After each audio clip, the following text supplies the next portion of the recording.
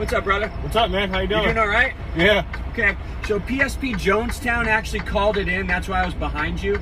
Multiple calls that you're going over the line. Are you falling asleep or anything like that? No, sir.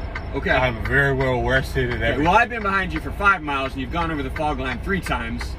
What's the fog line? Bud, you're CDL and you don't know what a fog line is. The cop is being pretty rude right off the bat here. The white line? Yeah. I didn't go over the line not one time. Well, I mean, it's filmed on my car, so it's filmed we're on not my going to end. sit on the side of the road. This driver having his own dash cam and his own evidence that he wasn't crossing the fog line while driving really changes this cop's tone. I need your logbook, your license, and all your info now. Eli. What's that? Are you upset? You're not going to argue with state trooper on the side of the road. Are we clear? I'm asking if you're upset. Like, that's it. Can I take off my seatbelt? Take your Get my seatbelt off. Get your logbook? seatbelt off. Like, I was like crying and whining. Like, hey, I'm a grown man, just like you. Okay, step out of the vehicle with your information.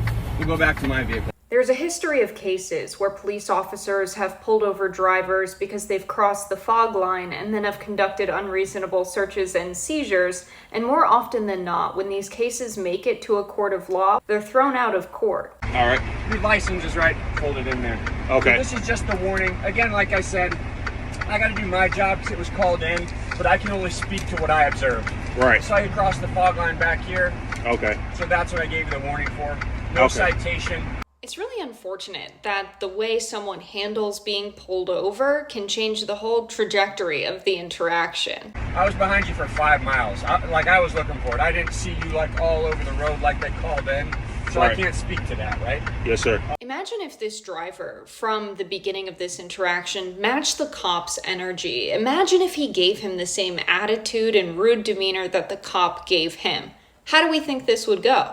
How would it go entirely differently? This ended with the cop apologizing for his behavior to him.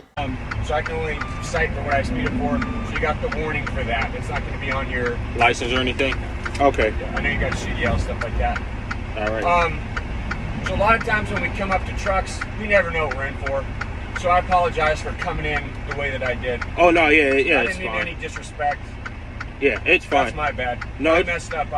I admit it, so I apologize for that. I appreciate that too, man. But it's fine. I didn't take any heart to it. Public safety has to be about so much more than pulling people over for minor traffic violations. It has to be about actually keeping people safe. It's too often the case that when a police officer enters into a situation, they end up escalating it rather than making people in the situation and those affected by it more safe.